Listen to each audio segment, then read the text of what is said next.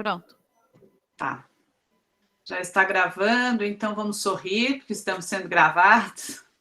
Então, bom dia, pessoal. Vamos hoje para o nosso segundo encontro. Acho que a Suzana encaminhou a pauta para vocês ontem. Então, hoje a proposta é a gente começar, né? No primeiro dia, a gente se apresentou, eu expliquei um pouco, conversamos um pouco sobre a importância da orientação de estudo, para a gente garantir a autonomia dos estudantes, né? Já que não existe autonomia sem conhecimento. Então, hoje a gente vai estudar uma situação de sala de aula, pessoal. Acho importante que os processos de formação continuada possam dialogar com as práticas, ou que a gente viveu como estudante, né, no nosso tempo como estudante na escola, e também práticas que a gente mesmo já incorporou e já realizou em sala de aula. Então, eu vou pedir para Suzana passar os slides, mas antes disso, a gente tinha combinado, né, Suzana, de alguém fazer o registro reflexivo. Pensou que eu tinha esquecido? Então, a gente vai começar ouvindo a leitura do registro reflexivo do primeiro encontro. Enquanto ele vai sendo lido aí para nós, vão se animando aí para a gente escolher quem vai fazer o registro de hoje para o próximo encontro. Quem vai fazer a leitura vai ser a Natália, que está como arte Bertioga, que ela é... Ah, tá bem, Natália, vamos ouvir o seu registro, fique à vontade. Fazer esse texto me trouxe a revelação de como eu aprendo. Afinal, ele só ganhou este formato porque eu tinha o compromisso de ler para vocês. A mim, o conforto eram minhas palavras anotadas em meu caderno, as observações rascunhadas na folha impressa do conteúdo que foi oferecido como complementar e o que eu realmente levei do nosso encontro. Observo a minha característica de, enquanto aprendiz, observar o mestre na função de professor. Sim, claro, eu revisitei sobre a prática de estudo ao longo da minha formação, grifar, o resumo, os questionários.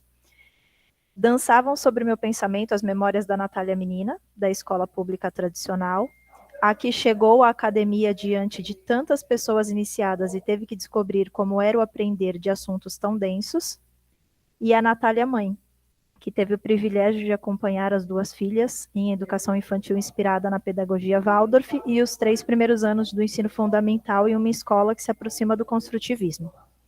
Foram vindo imagens, momentos, técnicas e diferentes formas de se apropriar do conhecimento em realidades tão diferentes. A minha face professora também estava lá, e essa se reverberou por todos os dias entre quando nos vimos pela primeira vez e hoje. Minha colega de trabalho, professora dos meus alunos, a tia Su, já tinha me falado da Valquíria Rigolon. E embora os elogios tecidos fossem tão extensos, nenhum pôde me trazer de fato qualquer referência justa de quem se tratava. Não era para refletir como é que se aprende? Podia até ser, mas toda a minha atenção estava em como ela ensinava. Valquíria acabou me dando uma aula sobre como dar aula.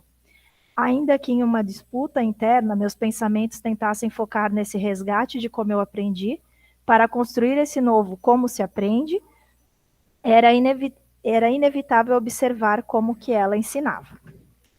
Rigolon já chegou trazendo poesia, apontando para o maior vilão da escola, que é o tempo. Tudo era rapidamente analisado e admirado por mim. A voz, o posicionamento, a validação da fala do outro e a capacidade de ir construindo as subjetividades sempre à luz da temática do encontro. Pela primeira vez, estive numa formação, neste formato online, ouvindo e vendo as pessoas. As câmeras estavam abertas e os microfones estavam sendo ativados. Eram rostos e vozes que pouco se manifestavam falando de si, que aos poucos se manifestavam falando de si. Faz apenas 6 meses que eu estou aqui nesse trabalho incrível, que é aprender como a gestão pedagógica do sistema que eu estou inserida é feita. E, surpreendentemente, ver alguém, de fato, trazer essa participação, ainda que tímida, da maior parte de nós. O professor, que fala por natureza, foi surpreendido pelo "mas eu vou falar?" Bertioga ganha muito nessas reflexões através dos nossos professores saudade. Saudade porque são os últimos professores pelos quais as nossas crianças passam na rede municipal. Certamente, o que eles olham com maior admiração e saudosismo é o acolhimento que recebiam. Quanto de nós recebe essas visitas dos ex-alunos querendo voltar no tempo, ao quarto e ao quinto ano? Eles só queriam poder voltar a aprender conosco, do jeito que era. Eu podia com facilidade fazer um texto sobre o que de fato talvez eu tivesse que escrever, mas eu não seria fiel ao que me tocou, que foi a escuta. Valquíria trouxe em seu primeiro contato o ato de ouvir. Anotava enquanto podia conhecer as pessoas que iam falando. É óbvio, mas é incomum. O que interessa, olhar para a individualidade. Será que estava diante de nós, naquele encontro, o tão comum ajustar a prática a quem ela se destina? Trazer para a humanidade essas bolinhas que ficam com as iniciais na hora da videoconferência, por qual nós nos escondemos? Nossa geração de professores, muitas vezes, vem dos alunos que eram receptores de conteúdo. Quem aqui imaginou que no primeiro ato da formação ia ser uma apresentação individual? Navegar em memórias de como aprendeu, trazendo a perspectiva do que busca ao participar do curso. A Valquíria trouxe a introdução do tema da formação, mas deu voz, cor e sutileza aos que ali estavam, diminuindo a passividade tão presente nesses encontros através da videoconferência. Trouxe a dimensão do agora, neste momento em que, como a Rosaura Soligo nos mostrou, o aqui se dissipa. É estarmos cada um no seu aqui e ainda assim podermos estar um pouco mais perto. Assim vamos caminhando, por vezes aprendendo como se aprende, em outras como se ensina. É sempre bom lembrar da nossa prática, que nos revela muito além do que imaginamos. O professor se faz em cada fala, gesto e atos ao se dirigir ao outro. Obrigado aos colegas pela troca, obrigada, Valquíria, por se manter tão essencial, ainda que imensa, e obrigada, Su, por nos unir, e obrigada, à Secretaria, por nos propiciar esse momento. Ah! Uau! Que beleza!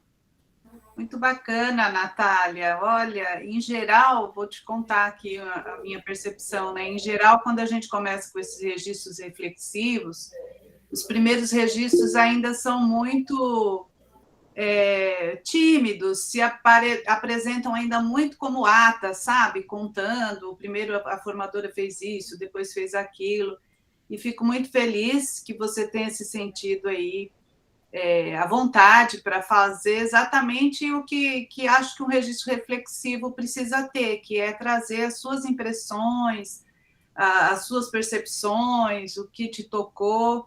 Nossa, muito bonito. Obrigada. Eu sugeri que cada vez que alguém fizer o registro reflexivo, que compartilhe com o grupo, acho que vocês têm um grupo, né?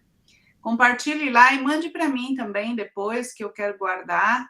A ideia do registro reflexivo é essa, gente, é escrever, escolher um aspecto, alguns aspectos do encontro, escrever o que aquilo te lembrou, o que aquilo te fez pensar, te fez refletir. Essa ideia, né, da observação cuidadosa que a Natália falou, desse compromisso de ir usando as anotações, os registros que ela foi fazendo ao longo do curso, e de forma tão generosa. Muito, muito obrigada aí pela participação, viu, Natália?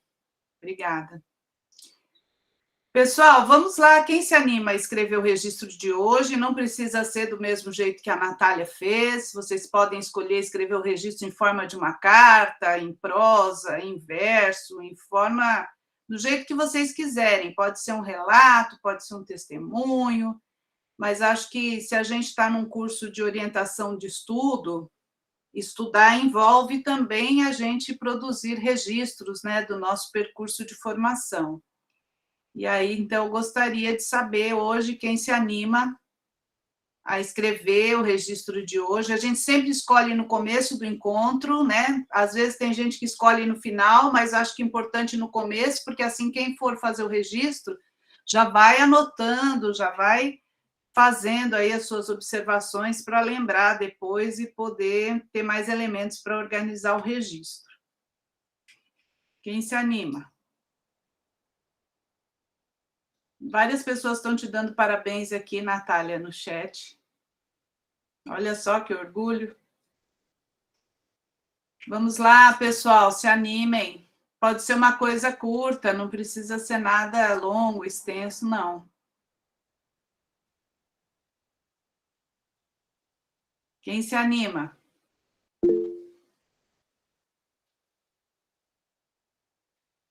Todo mundo assim querendo de uma vez só, fica difícil, gente.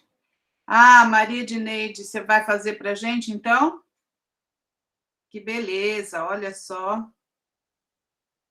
Obrigada, viu, Edneide? Então, você fica à vontade para fazer do seu jeito, à sua maneira. A Natália leu o registro dela, você não precisa se basear no dela, não. Fica à vontade para construir o seu do jeito que você achar que faz mais sentido para você. E não fica se preocupando que é uma atividade, ai meu Deus, difícil. Fica à vontade para escrever da forma que você quiser. Bom, pessoal, então vamos iniciar hoje aqui o nosso encontro. Vou pedir para a Suzana compartilhar o slide. Eu escolhi hoje a gente começar com o nosso encontro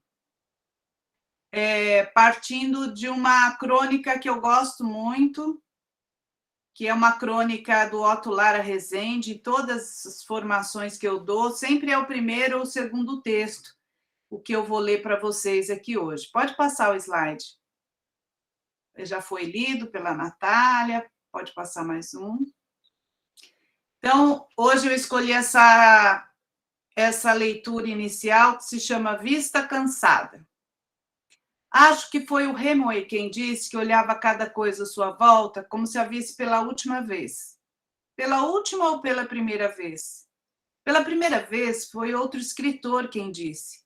Essa ideia de olhar pela última vez tem algo de deprimente, olhar de despedida de quem não crê que a vida continua.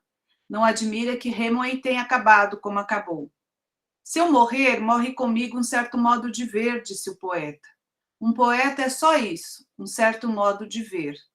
O diabo é que de tanto ver, a gente banaliza o olhar, vê não vendo. Experimente ver pela primeira vez o que você vê todo dia sem ver. Parece fácil, mas não é. O que nos cerca, o que nos é familiar, já não desperta curiosidade. O campo visual da nossa rotina é como um vazio.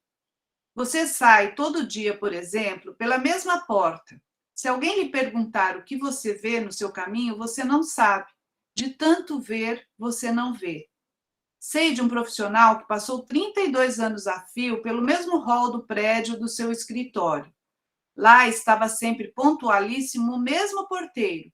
Dava-lhe bom dia e às vezes lhe passava um recado ou uma correspondência. Um dia, o porteiro cometeu a descortesia de falecer. Pode passar. Como era ele? Sua cara, sua voz, como se vestia? Não fazia a mínima ideia. Em 32 anos, nunca o viu. Para ser notado, o porteiro teve que morrer. Se um dia no seu lugar estivesse uma girafa cumprindo o rito, pode ser também que ninguém desse por sua ausência. O hábito suja os olhos e lhe baixa a voltagem. Mas há sempre o que ver. Gente, coisas, bichos, e vemos? Não, não vemos. Uma criança vê o que o adulto não vê. Tem olhos atentos e limpos para o espetáculo do mundo. O poeta é capaz de ver pela primeira vez o que de fato ninguém vê. Há pai que nunca viu o próprio filho, marido que nunca viu a própria mulher. Isso existe às pampas. E nossos olhos se gastam no dia a dia, opacos, e é por aí que se instala no coração o monstro da indiferença. Vocês conheciam esse texto? Espero que vocês tenham gostado, porque eu acho que essa vida com tantas demandas, né, para a gente dar conta, tem hora que parece que a gente entra mesmo numa lógica mecanicista e vai fazendo as coisas, e parece que a gente vai perdendo essa capacidade, né, de refinar o olhar. E acho que um educador, eu sempre digo isso, né, quem escolheu ser professor tem que gostar de gente. E acho que a gente, em sala de aula, tem que praticar esse refinamento do olhar. que acho que, como estudantes, muitos de nós, para alguns professores, passamos assim, né, dessa forma, sem sermos vistos. E acho que hoje em dia a gente tem que lutar contra esse monstro da indiferença, refinando o olhar para os nossos alunos, para a gente conseguir enxergá-los. Acho que só a partir daí a gente pode fazer um trabalho realmente mais humanizado, uma formação mais verdadeira, como manda, né? Como manda o figurino, uma educação bem feita, aprofundada. Bom, pessoal, vamos então começar. Então, a proposta aqui hoje é a seguinte: eu vou começar a ler aqui para vocês, para a gente fazendo a leitura juntos, ou se alguém quiser também pode ler. E eu quero que vocês prestem atenção na prática pedagógica dessa professora. Eu vou contar como é que a professora fez a atividade e eu quero que depois eu abrir para vocês avaliarem o que essa professora fez de bacana, que a gente pode valorizar, o que essa professora poderia ter feito diferente, né? Se tem algum equívoco que vocês observam na prática dessa professora. Então, eu vou pedir para vocês ficarem bem atentos aí em qual é a atividade que a professora propõe, na comanda que a professora dá para os alunos, para depois a gente começar a discutir, tudo bem? Então, vou pedir para passar o slide.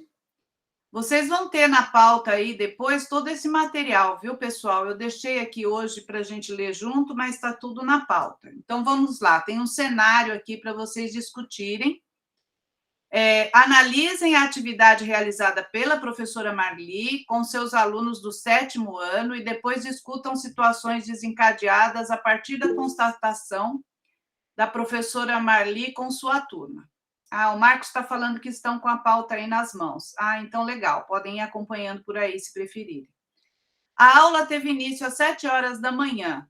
Logo na entrada, a professora já entregou aos alunos o texto abaixo. Eu vou ler o texto, pessoal, para a gente entender qual era o tema.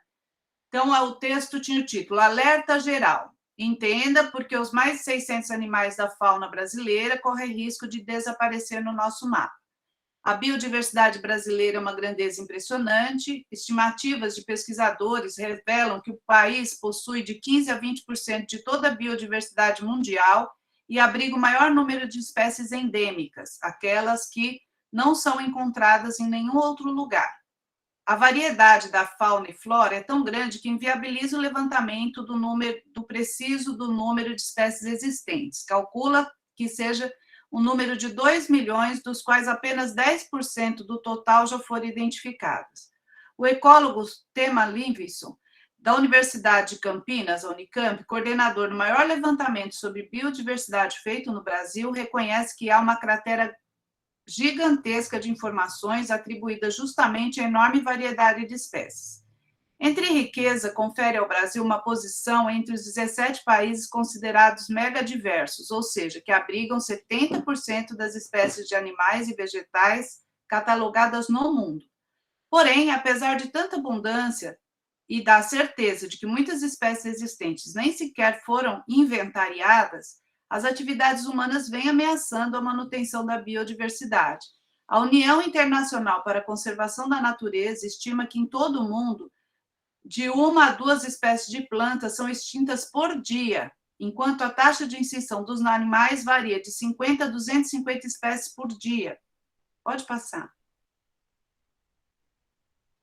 A extinção da fauna. Segundo dados do inventário, a fauna brasileira catalogada abrange 524 espécies de mamíferos, 517 de anfíbios, 1.677 de aves, 468 répteis, sendo muitos desses animais endêmicos. Eles estão distribuídos pelos diversos ecossistemas dos biomas brasileiros, a Amazônia, Caatinga, o Cerrado, a Mata Atlântica, Pantanal e Pampa. E parte está em perigo de extinção. Fatores como desmatamento, a caça, o tráfico de animais silvestres, a poluição ambiental, a invasão por espécies exóticas, espécies que não ocorrem originariamente em um lugar, alteram drasticamente a paisagem e as relações ecológicas estabelecidas nos ecossistemas. Nessas condições, a população animal enfrenta dificuldade para obter alimento, reproduzir-se, deslocar-se, conseguir abrigo e sua sobrevivência fica comprometida.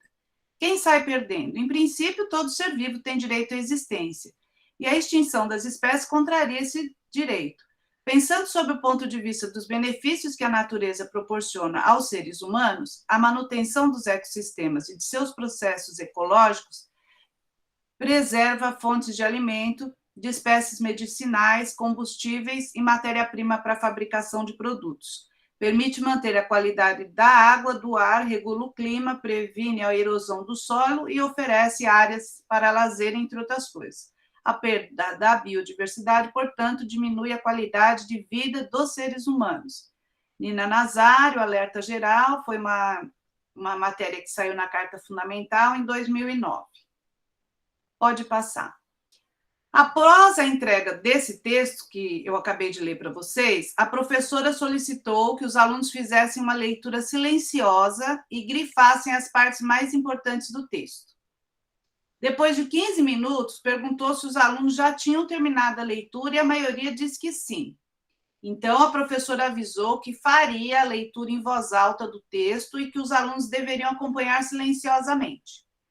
Depois de feita a leitura, a professora solicitou que os alunos abrissem o caderno e copiassem a lição que ela passaria na lousa. E na lousa ela passou a seguinte atividade, pessoal, ela escreveu o questionário e colocou essas perguntas, ó. A primeira pergunta, o item A, do que trata o texto? B, qual o lugar que o Brasil ocupa entre os países megadiversos? C, qual a taxa de extinção de animais por dia, segundo a União Internacional para a Conservação da Natureza? D, quem escreveu esse texto e onde ele foi publicado? E E, o que você achou do texto? Depois ela escreveu, resumo, faça um resumo com as ideias principais do texto que você grifou. Então, eu vou pedir para a Suzana agora para a apresentação dos slides. Quero que vocês tenham um coração do bem para falar o que vocês acham que a professora fez, que a gente poderia dizer que foi bacana, interessante, e o que vocês acham também que poderia ter sido diferente. Vamos olhar para essa prática da professora e vamos tentar analisar os aspectos positivos e aspectos que poderiam ser alterados. Aí, cada um que for falar, eu peço para falar um aspecto e aí todo mundo vai complementando o que vocês acharam. Quem quer começar?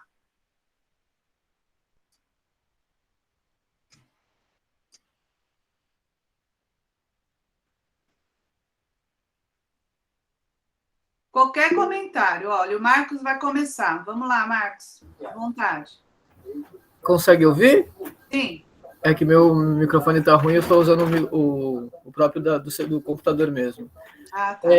Assim, eu não costumo fazer, eu não gosto, assim, eu não sou muito fã de fazer críticas à prática de colegas, entendeu? Não é muito meu feitio, não. Acho que prática é uma coisa muito individual, né? Nesse caso aí, eu prefiro citar aspectos positivos, né?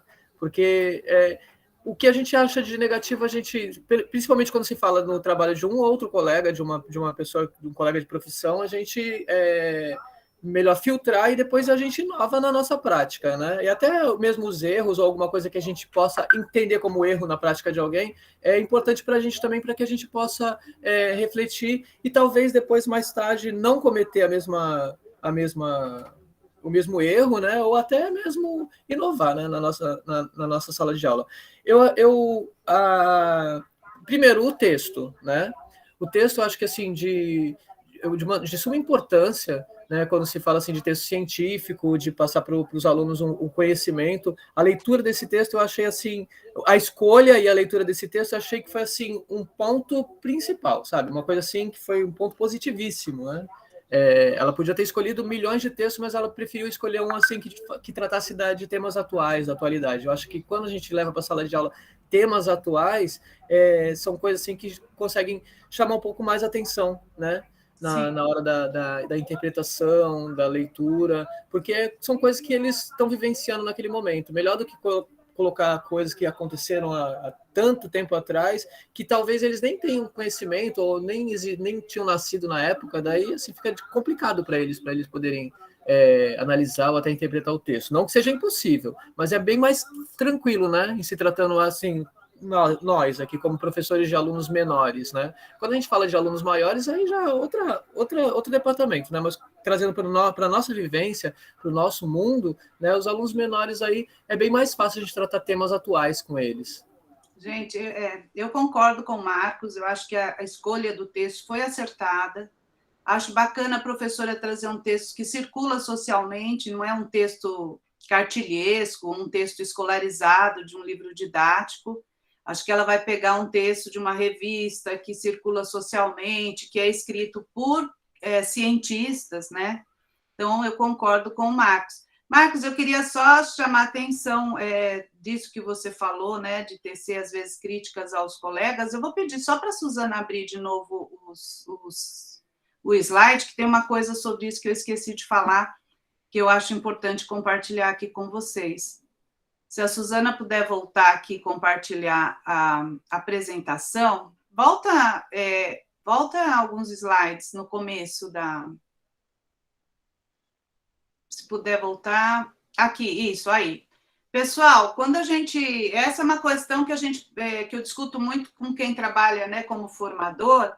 Aqui é a análise de cenário. O cenário é uma estratégia metodológica de formação de professores, onde o formador cria uma situação similar a uma situação de sala de aula, mas não é a atividade de um professor. Então, isso que eu queria chamar a atenção. Eu não trouxe aqui a atividade de um professor específico. Eu criei um cenário, uma situação que é muito similar à realidade, mas está lá, ó, análise de cenário. Então, o cenário é uma estratégia metodológica de formação onde a gente simula uma situação de sala de aula, mas a gente não está expondo nenhum professor especificamente. A outra estratégia metodológica que a gente vai usar aqui também são casos de ensino. O caso de ensino, sim, eu pego uma situação real de algum professor que falou, ó, eu quero que você coloque lá a minha atividade para a gente poder discutir. Aí a estratégia metodológica é outra. Então, aqui nessa atividade, vocês podem ficar tranquilos que essa é uma situação que eu organizei aqui, então a gente não está falando de nenhum professor diretamente. Tá, Marcos? Obrigada por você ter falado isso. Eu também não, acho eu entendi. Eu entendi. Não, eu queria só reiterar, também acho que a gente precisa respeitar muito a prática dos professores. Então, por isso que aqui vocês podem tecer crítica, porque, na verdade, quem fez o cenário foi eu. Tá? Não, eu sei, eu entendi que foi que isso daí é uma situação criada para a gente refletir, né? Mas eu estou falando de uma forma geral. Como se esse texto fosse realmente de algum colega, de uma que não fosse nesse sentido da gente poder fazer essa reflexão, eu já estou expondo o meu pensamento, né? Eu não costumo fazer esse tipo de fazer críticas, né? Ou alguma coisa, principalmente a prática do meu colega, né? Porque eu acho que prática é uma coisa muito pessoal, né? Eu tenho a minha, né? E lógico que às vezes eu busco ver com os colegas as deles e a gente acaba juntando e fazendo toda aquela salada, né? Colocando no liquidificador e fazendo aquela salada. Eu gosto muito da prática de uma colega minha que trabalha comigo, a Ana Cláudia, inclusive ela está aqui na sala. Eu, às vezes eu vou na sala dela e fico observando umas coisinhas que ela faz, daí eu corro para minha sala e falo assim, opa, vou copiar, entendeu? Aí vou lá, opa, vou copiar. E assim, às vezes eu fico pulando sala em sala, copiando um pouquinho do que os meus colegas fazem, porque eu acho muito bacana. Não, isso é legal. Tanto que eu tomei cuidado, né? Eu falei, vamos olhar o que tem de ponto positivo, vamos olhar o que ela poderia ter feito diferente. Não quer dizer que ela fez... Gostei disso aí.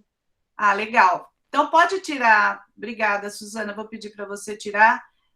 Natália, quer falar? Valquíria, eu fiz o movimento contrário ao do Marquinhos. Tá. Porque quando eu comecei a ler e estava escrito às 7 da manhã esse texto, com uma turma de 7º ano, eu já falei, socorro. Então, assim, o que eu pensei sobre a análise, né? As escolhas, elas não me parecem ruins. Eu só tive uma atenção para a ordem como foram feitas as atividades.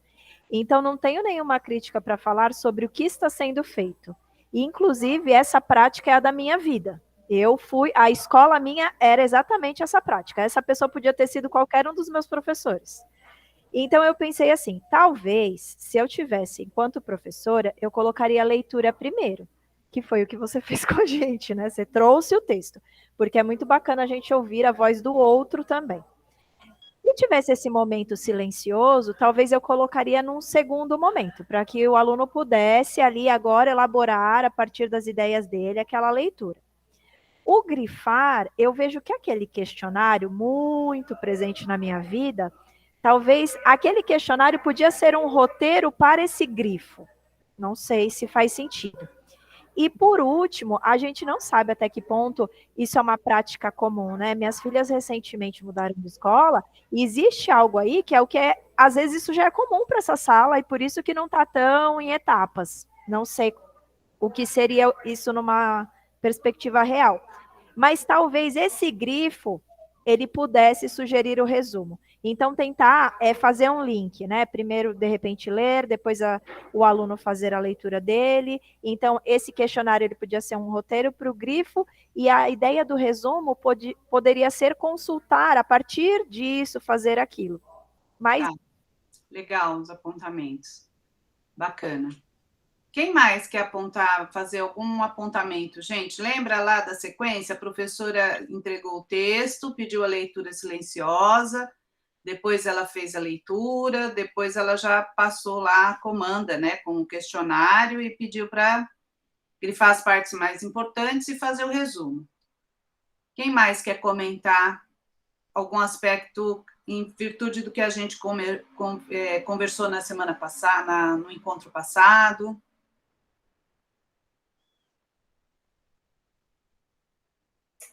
Por que a professora pede para os alunos lerem, dá 15 minutos, e aí ela lê?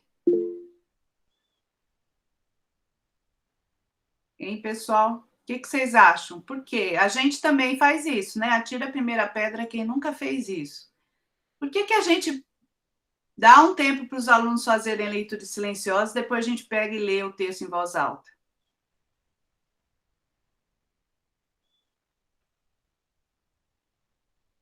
Por que será que essa professora faz isso?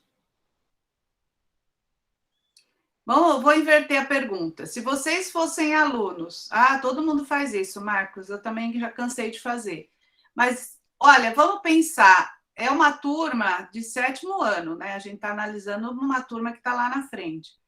As aulas, né, têm um ritmo mais corrido aí no Fundamental 2, mas isso também acontece nos anos iniciais, a gente entrega um texto, depois a gente lê. Por que será que depois a gente lê? O que será que os alunos pensam, né? Se toda vez que a professora pede para fazer a leitura silenciosa, depois ela lê o texto, gente, se eu fosse aluna, eu não leria. Porque é muito mais gostoso ouvir a professora lendo. A professora segue toda a pontuação do texto, ela vai dando ênfase, tem alguns termos que ela lê mais alto, que ela lê mais baixo. Então, a gente quer garantir que os alunos leem, né? Até escreveram aqui, porque muitos alunos não compreendem o que lê, mas eu acho que a gente tem outras formas, não sou contra o professor fazer a leitura depois, mas eu estou dizendo que a gente acostuma os alunos, e aí eles ficam, às vezes, fingindo que estão lendo, mas não leem, porque é mais gostoso ouvir o professor lendo. Então, acho que para a gente também, às vezes a gente quer garantir que eles entendam, leiam o texto, mas essa professora lê o texto sem dialogar nada com os alunos, não é? Ela poderia ter perguntado antes de ler, falou, e aí, gostaram do texto? Entenderam o texto? O que vocês acharam do texto? Porque se toda vez ela costuma pedir a leitura silenciosa e em seguida lê em voz alta, ela acaba tirando um pouco da autonomia leitura dos alunos, porque os alunos já nem leem, né, e esperam que eles leiam. E aí o que pode acontecer muitas vezes é que os alunos não desenvolvem essa leitura individual, autônoma, e aí quando vai fazer uma avaliação, aí eles têm que ler sozinho, porque ninguém lê. Então, eu só estou chamando atenção para um aspecto, né, como foi falado, como a Natália falou, a gente não sabe como essa professora fictícia tem desenvolvido as suas atividades, talvez os alunos já estejam preparados, mas eu acho que essa é uma questão que a gente fica, mas será que não é legal? Eu concordo com o Marcos, uma roda de conversa. Primeiro, a professora chegou, gente, ela nem disse para os alunos por que ela ia dar aquele texto. Compartilhar o objetivo, explicar por que a gente vai fazer o que a gente está propondo é parte da prática pedagógica. Ó, pessoal, escolhi um texto que eu tirei dessa revista aqui, porque a gente está estudando a questão do ecossistema, ou a questão da extinção das espécies. Então, hoje, esse texto, e mostrar a revista, falar por que escolheu esse texto e não escolheu outro, o que isso que a gente vai ler agora tem a ver com o que a gente está estudando. Essas explicações, para nós, às vezes o professor planeja, na cabeça da gente, professor, já está claro por que a gente vai dar aquela atividade.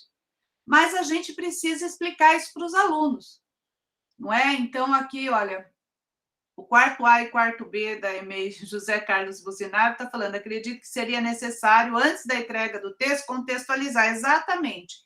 Esse princípio pedagógico que estão citando aqui, eu não sei o nome das pessoas, mas quem citou aqui usou um princípio pedagógico fundamental, que é a contextualização. Para ajudar o aluno a atribuir significado e sentido para aquela atividade, eu preciso, sim, contextualizar. Então, a professora não falou nada sobre o texto, deu o texto, pediu para ler, depois ela leu, e a gente pode falar assim, eu quero ler para o aluno entender o texto. Mas se você vai dar uma atividade depois, quando você for observar a realização da atividade, você vai saber se o aluno entendeu ou não entendeu o texto. Talvez você possa sentar e ler para um determinado aluno que ainda não tem autonomia leitora, mas eu acho que todas as vezes a gente lê para todos, eu acho que a gente também facilita um pouco, e às vezes a gente tem que deixar a atividade mais desafiadora, né? Elas estão falando aqui que poderiam disponibilizar o dicionário, concordo, tem algumas palavras que, como professores, a gente sabe que talvez não tenha no dicionário vocabulário desses alunos. A gente parou de usar glossário, né, gente? Quando a gente era criança pequena em Barbacena, eu sou super a favor de glossário. Você vai trabalhar um determinado texto com os alunos, você já sabe que alguns termos podem ser novos para o repertório das crianças. Já organiza um glossário antes com essas palavras, já compartilha com a turma. Então, acho que essa é uma questão importante. Depois, acho que tem uma questão sobre o grifo, quando ela falou lá, grife as partes mais importantes e depois faça um resumo. O que vocês avaliam disso, gente? Quem quer comentar?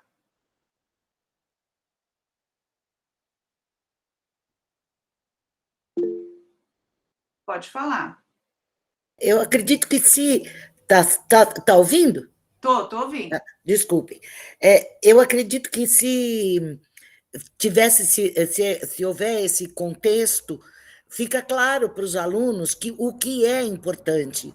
Você, na conversa sobre o texto ou na apresentação do texto, enfatizar a questão da biodiversidade, de extinção, e aí você vai dirigindo, não é dirigindo, mas você vai conduzindo, roteirizando, como a Natália falou, esse grifo, que senão fica uma coisa meio esquisita. Eu concordo, pessoal. Não sei se vocês concordam, eu concordo com o que ela falou. Porque quando eu falo grife as partes mais importantes, para um aluno que tem baixo conhecimento prévio sobre o tema do texto, tudo é importante. Então, pode ser que ele grife tudo. Para um aluno que já conhecesse muito desse assunto, aí pode ser que nada pareça importante. E como é que a gente vai orientar o grifo? Porque depois de grifar, eu sou professora, eu tenho que passar dando visto para todo mundo, porque o que é importante para a Suzana pode não ser importante para a Natália, o que é importante para a Lenice pode não ser importante para a Bruna, o que é importante para a Daniele pode não ser importante para o João. Ficou na subjetividade, porque a importância tem a ver com meus conhecimentos prévios, com meu interesse pelo tema, com um monte de coisa. Então, o tema é muito importante, o texto é bem interessante, mas a professora deveria dizer quais são os objetivos de leitura, que eu acho que é um pouco do que a Natália falou, né? Eu poderia grifar no texto aquelas informações que ela colocou no questionário. Porque um questionário também, sem dialogar, sem roda de conversa, é uma tarefa, do ponto de vista intelectual, gente, muito pouco exigente. Até porque algumas questões são explícitas. Mesmo que eu não entendi o texto, eu consigo saber. né? Tem gente que põe qual é o título do texto, qual é o autor do texto. Essas informações eu não preciso entender. O título é aquela coisa que está lá em cima, no final, onde o texto saiu é aquilo. Quer dizer, às vezes a criança vai dizer onde o texto foi publicado, na revista lá, né, Carta, mas ele nem sabe que revista é essa, onde essa revista circula, quem são as pessoas que leem essa revista, se é o público geral, se é um público específico. Então, acho que essa ideia, pessoal, de que essa comanda grife as partes mais importantes, desde que eu comecei a estudar orientação de estudo, é uma comanda que eu não uso mais. Não porque ela esteja errada, você pode até pedir para os alunos grifarem o que eles acham mais importantes, mas se eu quero ensinar o procedimento de estudo grifo, eu quero dizer, grife no texto onde diz qual é o lugar que o Brasil ocupa entre os países com maior diversidade no seu ecossistema. Eu posso dizer, grife no texto, é que eu estou sem o texto aqui, vou pedir para a Suzana voltar lá no texto um pouquinho, só para a gente pensar junto, como é que a gente poderia orientar um grifo a partir de objetivos de leitura mais específicos. Volta um pouquinho no texto. Acho que é isso. Olha lá, segundo dados de inventário da fauna brasileira, abrange, eu poderia dizer, grife no texto, qual a quantidade de espécies, né, que a fauna brasileira já tem catalogada. Se o aluno grifar qualquer outra coisa que não seja esse trecho, olha, abrange 524 espécies de mamíferos, 517 anfíbios, 1.677 aves, 468 répteis. Se ele grifar qualquer outra coisa que não seja isso, eu consigo perceber que ele não interpretou o texto, que ele não entendeu a comanda do grifo. Eu poderia pedir para ele, vou pedir para você voltar mais um slide, Suzana. Aqui começa a dizer, olha, entenda por que mais de 600 animais da fauna brasileira correm risco de desaparecer do nosso mapa. Eu poderia pedir para ele, grife os motivos pelos quais esses 600 animais da fauna brasileira estão correndo risco de desaparecer. Veja que para fazer um grifo desse, eu tenho que voltar, reler o texto, para encontrar os motivos aí que eles estão falando pelos quais esses animais estão em risco, não é? Então, veja, quando eu quero dar uma atividade de grifo, o grifo tem que ser orientado por um objetivo de leitura. Mas a professora aqui, no caso, né, nesse cenário, ela não se preocupou em orientar a leitura, ela não fez a contextualização inicial, que foi citado aqui, eu não sei o nome da professora, mas foi essa professora da escola José Carlos Bozinaro, né? Ela falou que deveria ter contextualizado, exatamente, ela não contextualizou o objetivo de leitura, e quando manda grifar livremente, né, grife as partes mais importantes, essa é uma orientação que não ajuda os alunos a entenderem, afinal, qual é a função do grifo, para que a gente grifa? Arminda, obrigada, Arminda.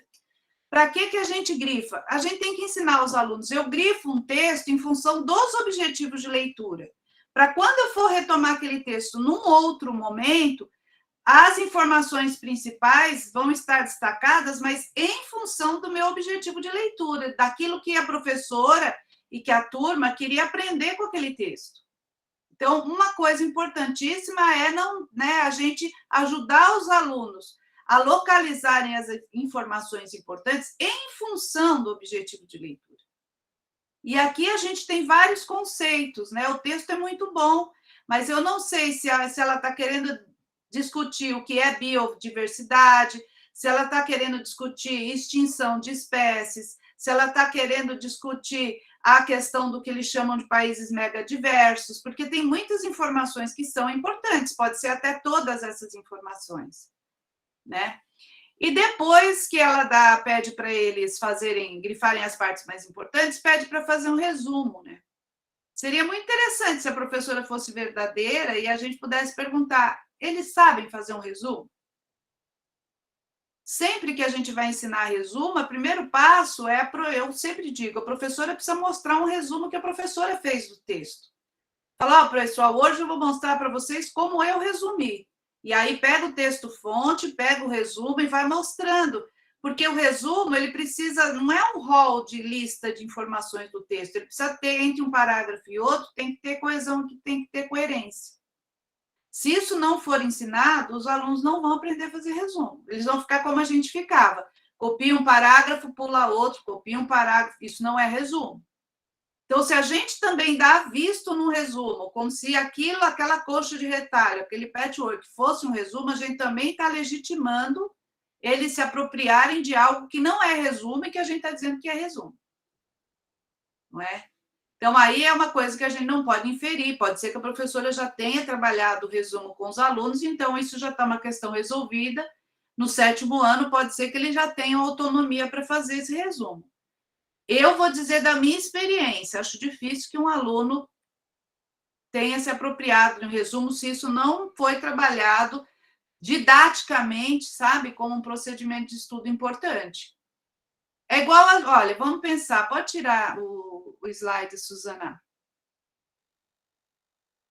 É igual a gente, olha, por exemplo, eu gosto muito de escrever, de ler crônica e de ler romances. O fato de eu gostar de ler crônica, de gostar de ler romances, ou vocês de gostarem de ler poesia, não deixa a gente preparado para escrever crônica, para escrever poesia. Quer dizer, o fato dos alunos lerem resumos não quer dizer que eles saibam fazer resumos. Né? Porque quando você vai resumir um texto, você tem que ler, você tem que entender qual é o objetivo, ter claro esse objetivo de leitura, e pegando as informações principais em função do que você quer aprender com o texto. Depois você precisa reescrever, separando essas informações mais importantes em função dos objetivos de leitura das informações periféricas, e reescrever isso tudo com coesão e com coerência. Então, fazer um resumo bem feito não é um exercício fácil, e não é um exercício que você faz em 10, 15 minutos numa aula. Né? Então, acho que esses são aspectos para a gente começar a pensar. Porque aqui nos nossos encontros eu vou querer que a gente olhe para essas propostas, para essas comandas, pensando se a gente não está cobrando dos alunos uma coisa que a gente não ensinou. Né? Acho que isso é bastante importante. Alguém quer fazer mais um comentário? Pode falar, Natália. Às vezes a gente cobra o que não ensinou e às vezes cobra o que às vezes a gente nem faz, né? Acho que isso é importante. Quando a gente está conversando, eu estou vendo muito essa questão da apropriação do estudo, né, por parte do estudante. E muito dessa autonomia, da questão da reflexão. E só trazendo uma questão como mãe, porque por eu ser professora de arte, às vezes essa experiência que vocês têm com os alunos, a minha é um pouco diferenciada, porque nem todas essas modalidades eu utilizo. Mas, minhas filhas fazem tarefa de casa todos os dias. A minha filha mais velha, ela tem uma certa autonomia, então a gente só, quando chega em casa à noite, dá uma olhada ali, vê se ela está apropriada e ela realiza com autonomia. E a minha filha mais nova, ela vai criando estratégias. Então, quando eu pego aquilo ali para fazer com ela, para falar sobre o que você aprendeu, o que você vai fazer amanhã, ela já quer pegar o lápis. Aí eu falo assim, não, Helena, a gente só vai conversar, a gente só vai pensar. Ela fala, não, mas é que eu gosto já de pensar com o lápis. Por quê? Porque ela já quer ir ali, então eu vi na minha própria fala, né? Porque eu falei, eu como professora talvez eu leria primeiro. Quando você traz que a leitura primeiro talvez acomode a criança, eu lembrei muito da Helena, que já quer pensar com lápis, porque enquanto a gente está falando, ela já faz aquilo, então no outro dia ela não vai ter que fazer nada, não vai ter que refletir. É verdade, eu acho que os alunos vão se acostumando com o que a gente ensina. Né? Acho que quem vai colocando essas coisas nos alunos, né?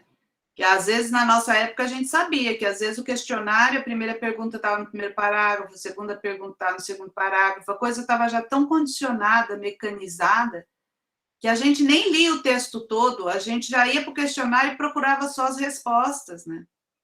Então, a gente acha que tem que romper com isso se a gente quiser desenvolver a capacidade leitora e escritora.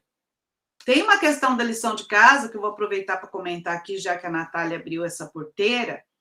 A lição de casa, gente, é uma questão, assim, eu acho importantíssima. As pesquisas indicam que alunos que fazem lição de casa tem melhores resultados, né, no seu percurso de aprendizagem. Agora, a gente tem que discutir que tipo de lição de casa que a gente está dando. Essa lição de casa de ficar fazendo cópia, de fazer atividades providas de sentido, isso é muito ruim, né, porque dá um tom de que a lição é um castigo, de que é uma punição para quem conversou. Às vezes tem professor que faz isso, ficou conversando, vai fazer lição de casa. Eu acho isso muito ruim, porque eu acho que o principal objetivo de dar lição de casa é mostrar para os alunos que a gente não estuda só na escola, que a gente pode estudar sozinho em casa, porque a gente precisa ter autonomia para fazer isso. E eu sempre definia com os meus alunos 4 tipos de lições de casa. Tinha a lição que era a lição de continuidade, então, vamos supor, a gente tinha que fazer uma lição aqui e a gente não conseguiu fazer, então a gente vai continuar em casa. Então, é aquela lição que era uma continuidade para a gente dar conta do que a gente tinha planejado lá na nossa agenda para aquele dia. Tinha uma outra lição que era de fixação mesmo. Você ensina um determinado conteúdo e aí o aluno precisa praticar aquele conteúdo. Vamos supor que eu ensinei alguma coisa que ele precisa aprender a fazer, e aí ele faz em casa para ir fazendo sozinho. O que acontece é que a gente não se comunica com as mães, né? Tem lição de casa, por exemplo, que eu quero avaliar se alguma coisa que eu ensinei, se o aluno já está com autonomia para fazer sozinho. Nessas lições que são de avaliação, mas não é avaliação prova, avaliação nota. Eu estou falando, essa avaliação, para ele ver se ele tem adquirido autonomia, eu tenho que mandar um bilhetinho. Mamãe, caso seu filho não consiga fazer, não se preocupe, eu justamente queria saber se ele estava dando conta de fazer sozinho. Então, às vezes, um bilhetinho bem feito, né, para a mãe, porque às vezes a lição de casa vira uma briga em casa. E a gente tem que tomar cuidado com o que a gente pede, principalmente quando a atividade demanda materiais, tem que comprar cola, tem que comprar isso, tem que fazer aquilo.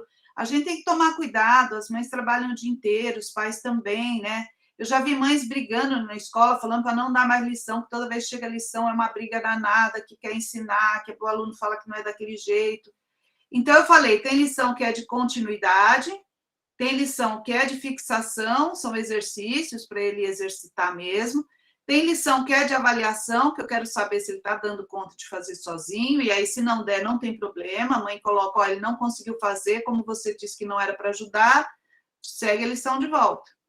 E tem a lição que é de pesquisa.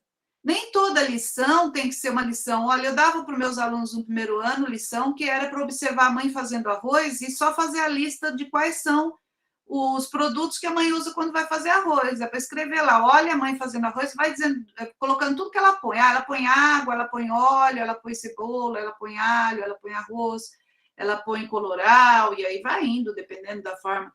Então, às vezes a lição é observar e fazer anotações. Aí, no dia seguinte, agora você vai observar a sua mãe fazendo arroz. Tenta escrever como é que ela foi fazendo. Quer dizer, às vezes a lição de casa é conversar com alguém, é perguntar alguma coisa, não precisa necessariamente. Eu acho que o importante é a gente mostrar que estudar é algo interessante, é algo bacana. E a lição de casa, se ela for bacana, se ela for boa, desafiadora, ela pode criar uma relação mais positiva dos alunos com o estudo do que algumas lições que criam, às vezes, uma visão muito equivocada, né, de que estudar é um castigo, de que estudar é uma punição. O Marcos colocou aqui, olha, fala-se tanto da pedagogia moderna, porém eu vejo ainda muita utilização de recursos punitivos, como a avaliação e tarefa. Acho que quem trabalha com orientação de estudo tem que ter uma preocupação que eu tenho muito, depois que eu comecei a me deter nesse tema, que é ajudar os estudantes a construírem um vínculo positivo com a escola e com o conhecimento. Isso vai fazer muita diferença. Né? Então, desculpa, eu saí aqui um pouco do tema, mas como a Natália falou, eu quis comentar isso. A Vanessa está falando, né? É importante a gente mostrar várias formas de aprendizagem, né? E a aprendizagem tem que servir para deixar a gente feliz, né? Aquela felicidade que o Spinoza falou. Sabe quando você tentava aprender uma coisa, o dia que você consegue, você fala, nossa, consegui, essa alegria. Não é a alegria de que tudo tem que ser lúdico, de que a gente vai brincar o tempo todo. Estudar também demanda disciplina, né? Só que não é aquela disciplina da seriedade, do sofrimento, do isolamento, né? Ah, legal aqui. Ah, super válida a orientação. Legal, Marcos. Acho que isso também é importante para a gente pensar e fazer lições de casa mais interessantes, né? Mais gostosas. Eu acho que é pegar aquilo que o Paulo Freire falava, que a gente tinha que instigar a curiosidade crítica dos estudantes. E acho que é essa curiosidade de aprender mesmo, né? Com a vida e tudo mais. Bom, pessoal, mais alguma coisa que ocorreu para alguém aí sobre a comanda lá da professora Marli? Algo que ela poderia ter feito e que ela não fez? Podemos seguir? Então, vou pedir para a Suzana voltar nos slides novamente. A professora Marli, gente, quando pegou os resumos dos alunos, lembra? Ela pediu para eles grifarem, né? Pode ir para frente um pouquinho no slide. Ela pediu e depois falou para fazer um resumo com as ideias principais que o aluno tivesse grifado. Pode passar. Ah, aqui nós já discutimos, pode passar também. No final da aula, os alunos entregaram o resumo, né, realizado, a professora levou para casa, corrigiu e ficou muito desanimada, pois a maioria dos alunos copiava um parágrafo e pulava o seguinte. No dia seguinte, foi até a sala do coordenador para falar com ele. Vamos ver, gente, qual foi a queixa da professora lá para o coordenador. A professora Marli disse ao coordenador que ele precisa conversar com os alunos do 7º. Ficou errado aí, viu, gente? A turma era do 7º ano. Pois eles estão muito desinteressados, que eles têm preguiça de realizar as atividades, que fazem tudo de qualquer jeito.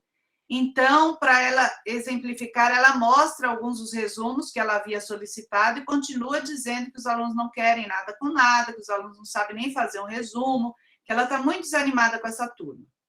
O coordenador escuta atentamente a professora, olha alguns dos resumos apresentados, né, pela professora Marli, e depois diz para ela não se preocupar, que ele vai lá falar com os alunos e tomará algumas providências. 3 dias depois, o coordenador vai lá nessa sala da professora Marli para dialogar com os estudantes. Cumprimenta os estudantes, né, os alunos, e inicia a sua fala. Pode passar. Bom dia, pessoal, tudo bem com vocês? Bom, quero conversar um pouco com vocês, pois a professora Marli, essa semana, conversou comigo sobre vocês, eu fiquei muito preocupado. Ela me disse que a maioria não tem se interessado pelas atividades, que não querem estudar, etc. Pessoal, vocês precisam se esforçar mais.